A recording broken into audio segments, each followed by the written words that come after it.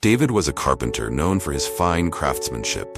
He lived in a small, cozy town with his 10-year-old son, Ethan. Since Ethan's mother had passed away when he was very young, David had taken on both parental roles. He worked tirelessly to provide a comfortable life for his son, but this often left him with little time to spend with Ethan. Ethan adored his father, but often felt lonely. He would watch other children playing with their dads in the park and wish for the same. David, though, was always busy, either at his workshop or working late into the night at home. One rainy afternoon, while exploring the attic, Ethan stumbled upon a dusty wooden box hidden under some old blankets. Curious, he carried it downstairs and asked his father, "Dad, what's this?" David paused, wiping his hands on a rag, and smiled wistfully. "That, Ethan, is a box my father gave me.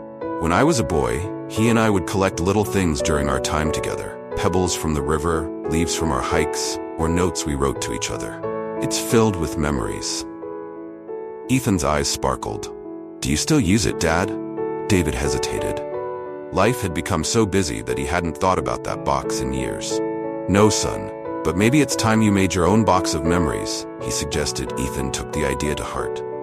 He found an empty wooden box in his dad's workshop and started collecting his treasures. A feather he found on a walk, a drawing he made of his dad, and even a button from his favorite shirt went into the box. But what Ethan truly wanted were moments with his father to fill his collection.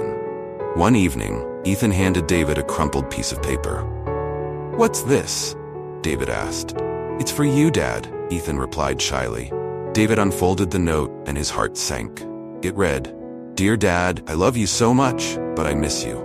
You're my favorite memory, but I wish we could make more memories together. Love, Ethan." David sat down, holding the note tightly. He realized he had been so focused on building a future for Ethan that he had neglected the present. That night, David made a promise to himself. No matter how busy life got, he would make time for Ethan. The next day, David surprised Ethan by taking the afternoon off. "Let's go to the park," he said with a smile. Ethan's face lit up. From then on, David and Ethan spent time together every evening. They went for walks, played games, and even started building small wooden toys in the workshop. Each memory was lovingly added to Ethan's box. Years passed, and Ethan grew up. One day, as he packed his things to move to college, he found his memory box. Sitting beside it was David's old wooden box from the attic. Ethan opened both boxes and smiled as tears filled his eyes. They weren't just collections of items, they were collections of love, lessons, and moments that shaped their bond. He hugged his father tightly. "Thanks for everything, Dad. You gave me the best gift, your time." David smiled, his voice choked with emotion. "No, Ethan, you gave me the best gift, a reason to cherish every moment."